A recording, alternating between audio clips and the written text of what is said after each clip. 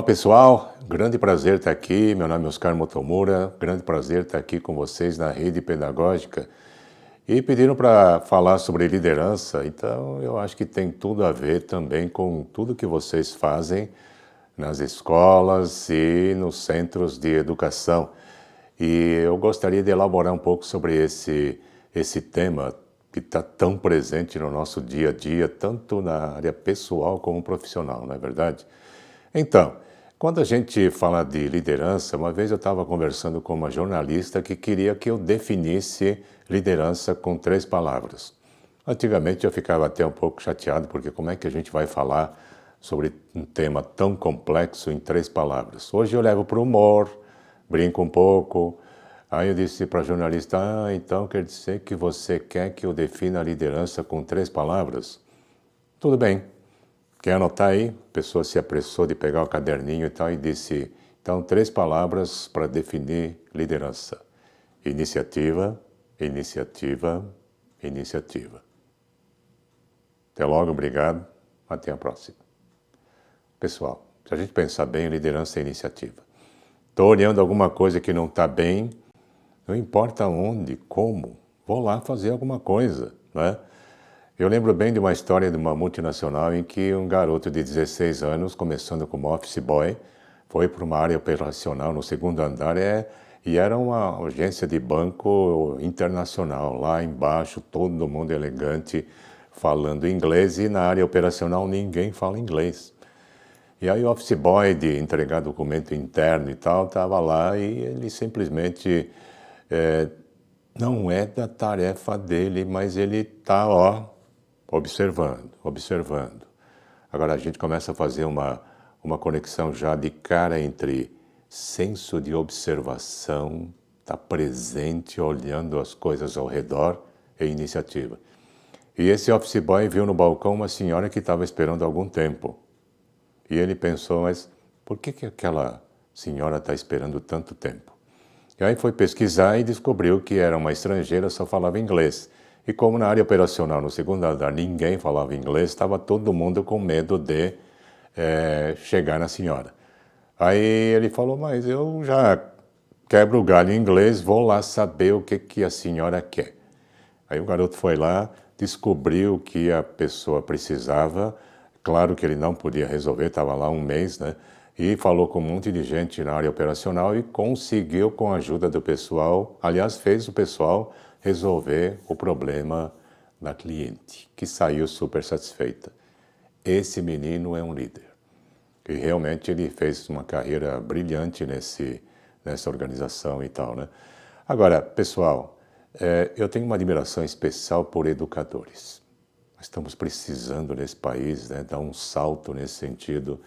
E vocês são um público extremamente demandado, muita coisa que vem de vocês, né?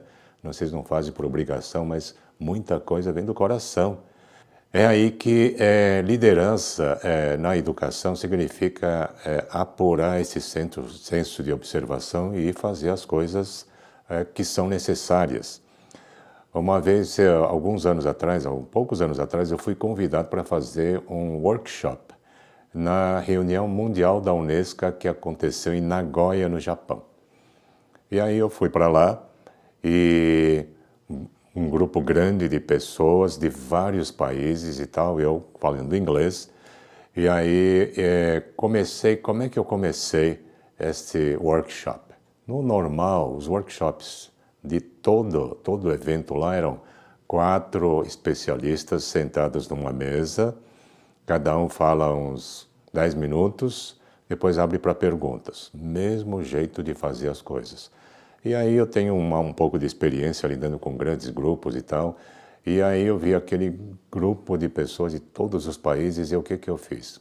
Projetei na tela uma palavra com um tipo assim grande. Educação. Education, em inglês. E aí eu me apresentei, falei com o pessoal e falei assim, vou colocar 2 palavras aqui, depois eu gostaria que vocês formassem duplas e trios e conversassem uns com os outros sobre isso que eu vou colocar aqui. E abaixo de educação eu coloquei aprendizagem, learning. Aí eu disse para eles, pessoal, eu gostaria muito que vocês conversassem 5 minutos sobre a diferença que existe entre educação e aprendizagem. E o pessoal começou a, digamos, a conversar animadamente e tal. E daqui a pouco eu disse, pessoal, só mais um instantinho, vocês vão continuar a conversar, mas eu vou colocar mais 2 palavras aqui nessa tela. E coloquei deseducação e desaprendizagem. E aí, falei, agora continue a conversa. Pessoal, a reunião pegou fogo. Ficou super animado, a gente viu que pessoas estavam entusiasmadamente conversando sobre o tema. E depois eu estendi os 5 minutos para 10 minutos e tal. Depois provoquei uma conversa geral. Um monte de gente pedindo microfone, conversamos bastante e tal, e foi muito interessante. E depois eu soube que foi um dos workshops, uma das reuniões mais bem avaliadas no evento todo da Unesco. Mas por quê? Porque teve participação e muita gente conseguiu opinar e fui pegando esses comentários e fazendo conexões entre o comentário de um e de outro e tal, e foi bastante animado, né? Foi bastante rico. Agora, o cerne da conversa que eu queria trazer para vocês, em função dessa experiência, é assim. Vocês podem ter na escola um currículo extraordinário, bons professores, caprichar pra caramba, depois o garoto, a garota sai da escola e tá a vida lá. E pode desaprender um monte de coisas boas que aprendeu, desaprende na rua e ainda aprende coisas que não são boas. Realidade real. Agora, a gente olha essa realidade e a pergunta é o que eu posso fazer a respeito? Já faz algum tempo, uns 15 anos atrás, eu fui para Curitiba, um evento organizado pela Secretaria de Educação do Estado do Paraná, e aí que num ginásio colocaram 3.000 educadores, 3.000 professores e professoras. E éramos eu e o Domênico Di Masi. Todos vocês já devem ter ouvido falar do Domênico Di Masi, ócio criativo e tal, né? E aí a gente interagiu com os professores e tal, e teve uma pergunta que eu coloquei que deve ter agitado um bocado o grupo inteiro. Aliás, agitou, né? E a pergunta, no meio dos debates e tal, eu disse, eu queria só fazer uma perguntinha para vocês. Na hora do recreio, no intervalo, né? Há educadores no pátio? E aqui fica aquele silêncio, né? Significa o quê? Não tem. Aí o que está acontecendo no pátio? De tudo, a vida. Até se deseduca lá, né? Tem bullying. Bullying tem de tudo que vocês possam imaginar está acontecendo no pátio. Excelente lugar para, na vida real, a professora ou o professor está lá e consegue trabalhar essas coisas que estão acontecendo de um jeito que ajuda, educa, né? E de repente são essas pequenas coisas que, se a gente observa, de repente a gente toma a iniciativa de a gente colocar educadores no pátio, se a gente vai colocar estagiários de pedagogia ou psicopedagogia nesses intervalos, é o fazer acontecer. Estou percebendo que tem oportunidades de educar e ajudar e reeducar as pessoas, as crianças no pátio, e aí eu estou indo para fazer acontecer, porque aí que está a questão da iniciativa, não é só ter uma ideia, é colocar ideia em ação, né?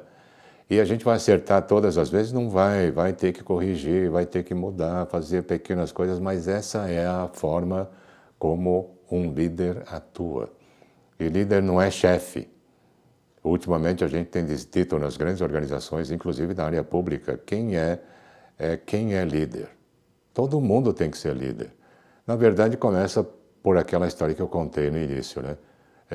Na verdade, todos os colaboradores precisam ter iniciativa. Então, na escola, todos os funcionários devem ter iniciativa. A pessoa na cafeteria que atende, a mulher da limpeza, todos têm que estar tão em contato com as crianças e precisam ter iniciativa.